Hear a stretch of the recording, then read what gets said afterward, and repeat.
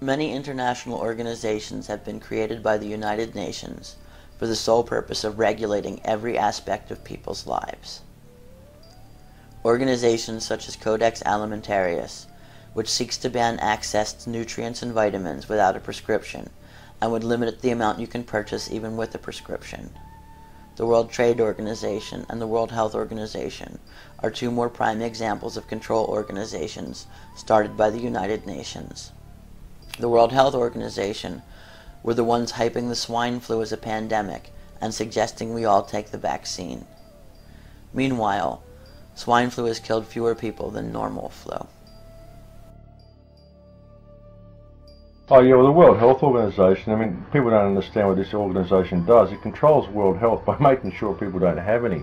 I mean, it goes out and marginalises certain countries. It's basically a front for Big Pharma. It's just a UN puppy, and it's a front for Big Pharma. They can go in there and they can introduce vaccinations in all these countries, which are going to create all sorts of problems for these countries, and then they can get Big Pharma in there and start selling them drugs to cure all the diseases that they've created with the vaccinations.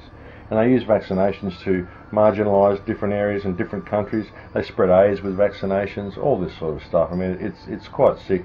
The World Health Organization controls health, absolutely, but it doesn't go to make people healthy. It controls health. That's what it does, and it makes sure that people aren't healthy. It makes sure that they're dependent on Big Pharma. The World Trade Organization is the same sort of thing. The World Trade Organization simply controls the flow of resources and makes sure different countries are marginalised through the control of resources.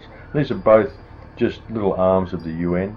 The UN's basically the precursor to the New World Order. The UN's, well, they're not a good organisation. Well, the UN was formed straight after World War II, and it was formed, it's just basically a continuation of the Third Reich is what the UN really is. It's just a lot more subtle. We've seen 258 conflicts in the world since the formation of the United Nations, which was put there to end world conflicts. We hadn't had 258 conflicts in all of world history up to that point before the creation of the United Nations, and now we've just seen conflicts everywhere. We've gone into 194 countries and put bases in 194 countries since the formation of the United Nations in order to keep people safe. It's ludicrous, folks. It's absolutely ludicrous that people believe this, you know. In fact, most of the organizations that the United Nations is responsible for creating sort of little Frankenstein children of the United Nations. Another one would be Codex Alimentarius, which is the food code. Maybe we can have you address that momentarily. Yeah, Codex Alimentarius is absolutely insidious. It was supposed to come in at the end of 2009, but they haven't managed to get it through everywhere yet because of the public outcry about it. A lot of people have been speaking out about it. Codex Alimentarius was the brainchild of a man called Fritz de Meer. Fritz de Meer was the head of IG Farben during World War II. Fritz de Meer supplied the gas for the gas chambers. He was trying to exterminate mass amounts of people. And when he got locked up in Nuremberg, he sat in jail for a few years and he went, I've got it. Control food. If we control food, we control everybody. And he got out of jail and he went to the United Nations and he said, boy, have I got an idea for you guys. And the United Nations just lapped it up.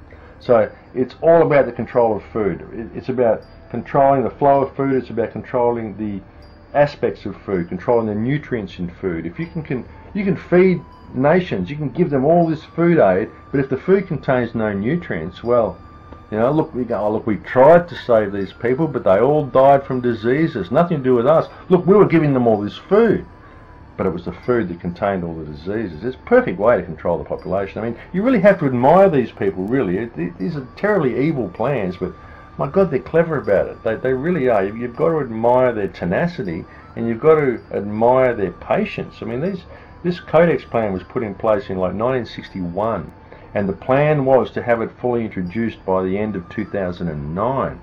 So this is a very long-term thing. This is like over 50 years or so.